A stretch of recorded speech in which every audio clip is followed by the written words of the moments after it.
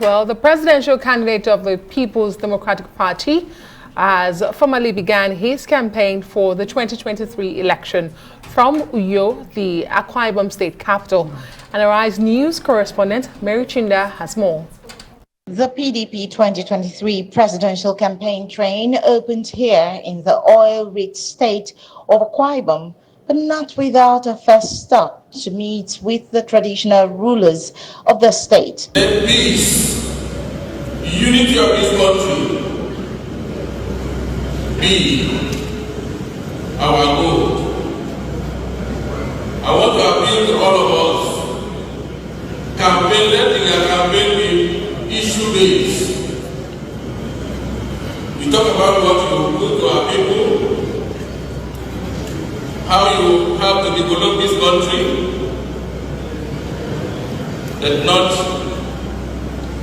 run away from gravestones.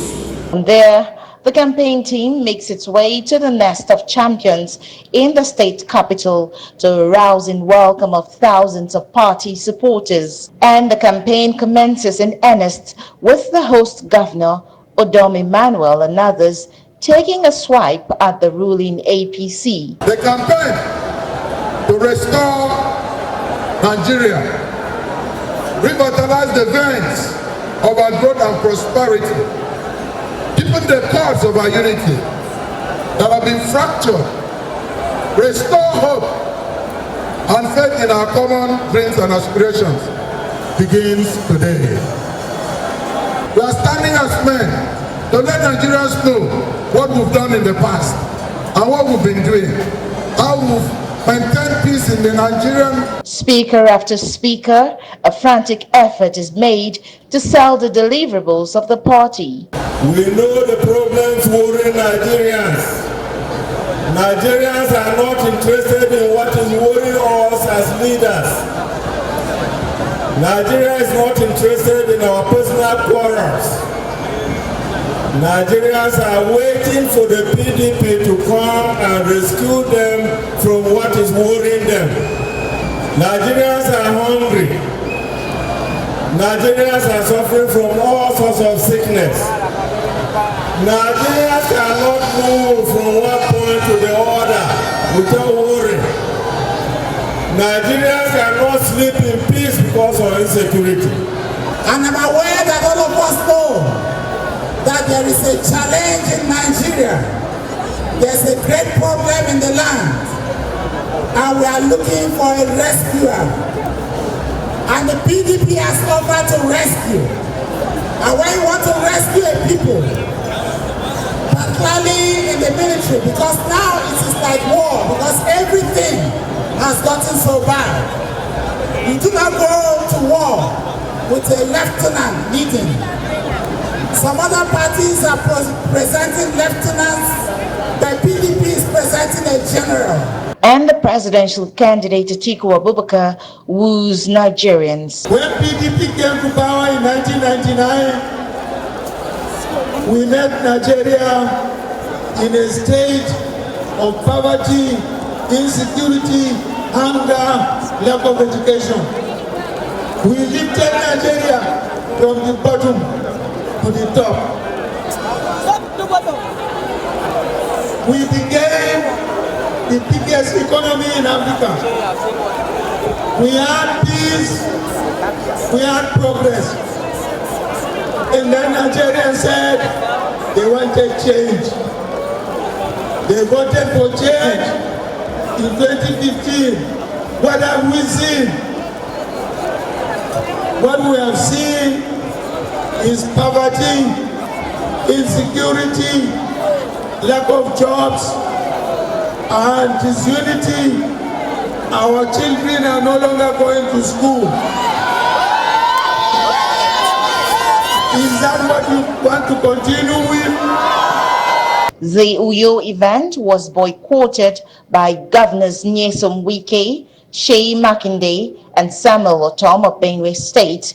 However, as the PDP train departs Akwa Ibom State, some party chieftains reinforced the candidacy of Atiku Abubakar despite deepened internal party crisis.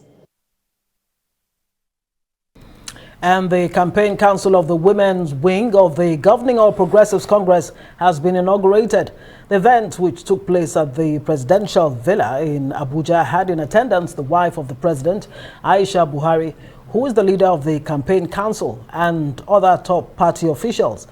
The party's national women leader, Betta Edu, called on women to embark on door-to-door, street-to-street campaigns for presidential candidate Bola Tinubu. I want to tell women, this is a mandate you must deliver. And that's no other person than Senator Bola Ahmed Tinubu. That's the mandate upon which we stand. Today, therefore, we thank the Almighty Allah for yet another epoch, making history as we meet to inaugurate the women's presidential campaign team. While men are on the forefront line in the conduct of war, women are certainly the foot soldiers at the electoral battlefield. You are following the man who knows the way. The sign on this cap is broken shackle. You break the shackle of poverty, break the shackle of ignorance, break shackle of destitution. Well, we're now being joined by the Director of Research at the People's Democratic Party Presidential Campaign Council, Dr. Sam Amadi. Thank you so much for joining us on the news tonight.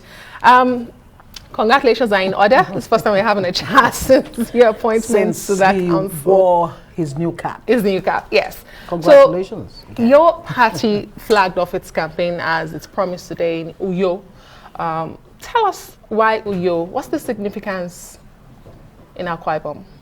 Well, first, I'm not. I don't know why Uyo, but from a political analytical point of view, Uyo is a good choice because south of Nigeria, where the party would look like is going to be in difficulty in terms of contending against the PDP, the Labour Party, and of course, South is a strong base of the party in previous elections. So it's going to be in the typical American language. That would be a bellwether state. So primarily, it's going to be a contentious zone. And again, it's also Akwa Ibom is a place that the governor has done, my friend, tremendous good work. So you want to start from where you can sell. You know, this is a poster child of the party. So you go to a governor whose performance underscores maybe the campaign message you're going to bring. So you represents a very important achievement in terms of governance, infrastructure,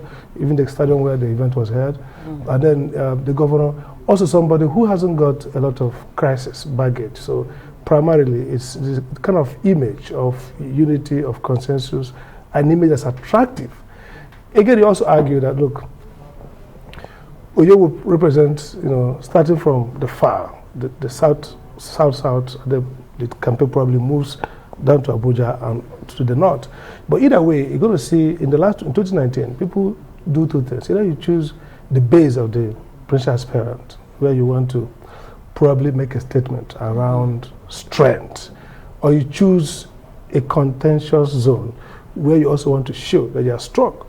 Or, like in this case, a zone where pundit would probably think the party is losing ground because of the underlying issues and new party development. So going there and putting a good show kind of gives you a good entry point and tells your loyalists, your members in those zones that, look, this is really going to be a good time for us. But if it fails, if you got a bad outcome, you can excuse us and say, this is not my strongest place. So I think strategically, probably that was the right choice to make. Well, from all indication, it does seem that Uyo really was the right choice to make, but it will take more than a huge rally to convince Nigerians to give the PDP another shot at, you know, the presidency come 2023. I mean, having had 16 years and it was booted out. Okay, I really did not want to use that word, but it was voted out. It was voted out. Yeah, sure. That's the point. Yeah. That's the point. So, do you think the message of Atiku Abubakar right now resonates with Nigerians? First, I mean, especially when he says, look, we'll rescue Nigeria from poverty, from hunger, from bad governance, and we'll unify Nigeria. First is to know that rallies are not designed to be a place for precise messaging. You know, it's all about carnival. It's also about creating an effect. So most of the message may be lost to the rally goers, but then how the proxies pick it up down the line plays a role. But again, if you look at it, elections are held on the performance of the incumbent. So everything they said about we are disunited, we need to be rescued is clearly the right message. For example, the APC that DG Lalong said that they want to save the country as well. So that seems to be a consensus that the country needs to be saved. Now the question for voters will be more of the same or new. Now the only thing is here is, unlike in the past where it was A or B, so you're going to choose the incumbent fails, the opposition wins. But here you're going to say the incumbent and the oppositions, who has the best traction for solving this problem. And so the messaging there is to say, look, we got the experience, we've done it before, we've created wealth, we've created, unified the country, we've created security. So we think if you compare the 16 years with all its what's and all, and these 8 years, they are like night and day. And therefore, the messaging there is, look, trust us to do it. Now, there are going to be other groups who say, we can do a better job. But what is clear is that the campaign should start from a departure that we are in a crisis of interminable nature. And the only way is to move away from the incumbent that created that crisis. The selling point for PDP is, we've done before, others are not doing it. All right then. So we're being told that Arise Director of News and Politics Editor Sumner Sambo now joins us on this chat. Thank you as always, Sumner. Just to kickstart the conversation with you as well, I'd asked Dr. Sam Amadi earlier, why the choice of Uyo? I don't know if you want to respond to that. And then the messaging of the People's Democratic Party today in Uyo about rescuing Nigeria and Nigerians, talking about poverty, insecurity, the economy. Would that be a good selling point for the party? Thank you, Adesua. I think the PDP's decision to start from Uyo is actually to project itself from one of its very, very great strongholds. Looking at Akwa Ibom State, it's always been a PDP-led state. I had thought that they would start from Delta State, where the vice presidential candidate actually comes from, but they decided to start from the state where the chairman of the Presidential Campaign Council and governor of Akwa Ibom State, Udom Emmanuel, comes from. And I think it was a great showing from what we have seen. They tried to, have an orchestrated event where you will see the presidential candidate trying to woo Nigerians, but the messaging actually seems to look like an Atiku still campaigning in 2007, or, I mean, if you say in 2011. I think the People's Democratic Party needs to be more creative in the kind of messaging that the presidential candidate will be telling Nigerians this time around. It's not good enough to just say there are no roads, there's no electricity and all of that. What exactly would make a PDP that's fighting to come back look different from a political scene that not only has an intimidating governing party, but also a lot of good opposition political parties like the NMPP and Labour Party that are on the fringe trying to eat into its votes. And I can tell you that the PDP that went to the election in 2019 is not the same as the PDP that's going to the 2023. So there should be creativity in the sort of messaging, in the sort of alternatives that are being offered. Yes, Dr. Sam Amadi had stated clearly earlier that campaign grounds are not usually places where you bring out policy documents, but nonetheless, people just don't want to hear any longer that we are going to bring roads, we are going to, the PDP can be creative much more better than that, because if the opposition comes with a very, the other opposition, since it's the main opposition, if the other opposition political parties come with a much more stronger political message, or even the governing party, then it may be difficult for them to be able to have new voters that would want to link up with them. Don't forget, the average age of the Nigerian voter is between the age of 18 and 26. So what exactly should you be telling these people to excite them, especially the first-time voters and those voters that have been in the gap all this time without not wanting to vote because we only have 2 political parties? So if we have this huge gap of people that are there, new voters, then I think the best thing is to actually be creative in the content that has been pushed out there, not just I want to solve electricity problem, I want to create roads and all of that. Well, I mean, if we're not talking electricity, fixing roads, security, unity and all of that, I wonder what else there is to talk about with where Nigeria is right now. Dr. Sam Amadi, you heard Sumner there, that, look, there's a need for fresh messaging. Enough of, same old, same old. We've heard everything before.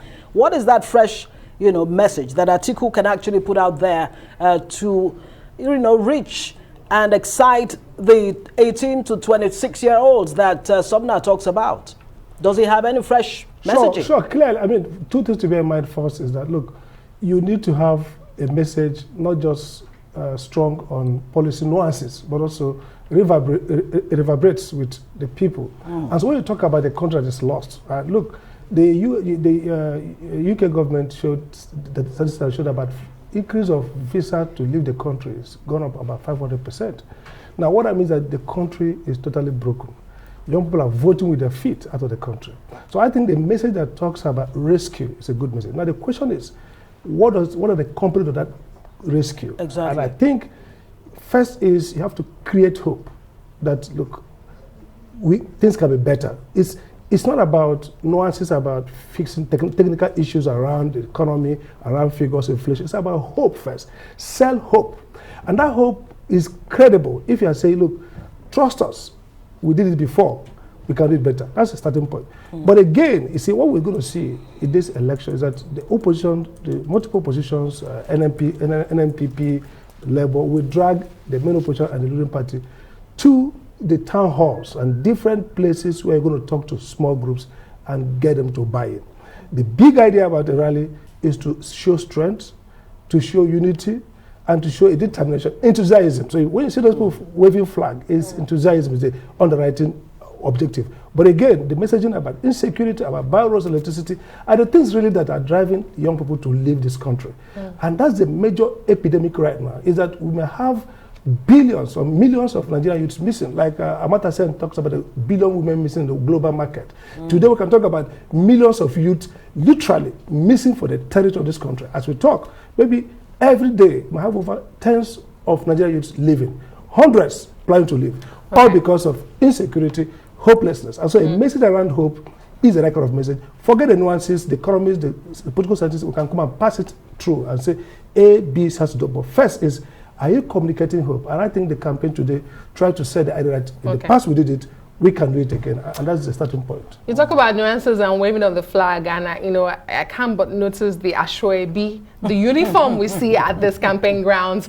But seriously speaking, back to you, Sumner Sambo, conspicuously missing at this flag off was Wike and the gang, permit me to call them that, the likes of the Oyo State Governor, and of course Benue State Governor, and Governor Wike himself. Governor too. Yeah, not only that, we also had the National Vice Chairman of the PDP in the South, Dan Obi, also been missing, and of course, those other members of the National Working Committee that are not happy with what's going on, and that have taken sides. I mean, it's such a very difficult situation for the People's Democratic Party at the moment. But I think with what we saw, we must actually give some form of credit to Atiku Abubakar for being able to pull that crowd and for being able to present the retinue of, PDP top shots that we've seen,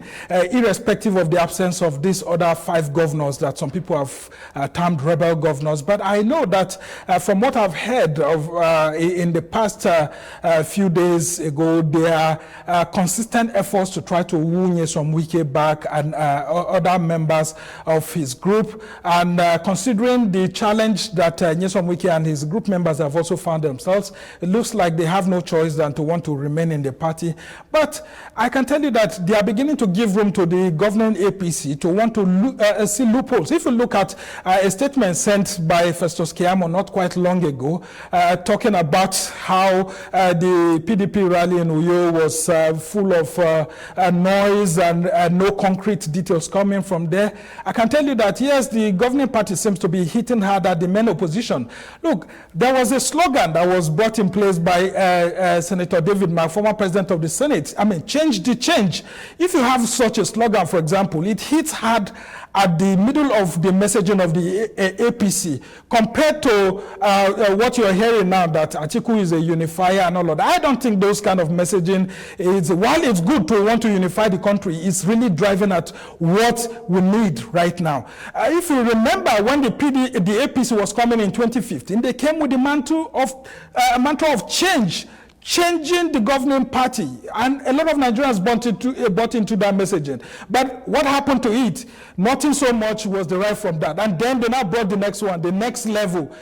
This is the time where the PDP should be challenging the APC to want to tell Nigerians whether that change has been able to achieve anything in the past 7 years, and whether Nigerians are actually in the next level. Those are the kind of things we want to hear, so that, you know, when you revive the spirit of nationalism within the voters, they are able to see clearly and assess for themselves whether the governing party has done well or not. Well, we are all awaiting what the governing party itself will be saying when it starts its own campaign, whether they are still going to maintain that mantra of change or next level, or what exactly they want to do. But I can tell you that this is the right time for PDP and other political parties to really examine the governing APC and find out whether indeed they've lived up to the change. Okay, Dr. Sam Amadi, before we let you go, I mean, it looks like PDP may not be taking advantage of whatever gaps that are in the APC right now. Has the APC delivered on the change it promised? What kind of change is another matter. But doesn't really matter who was at that rally today or not.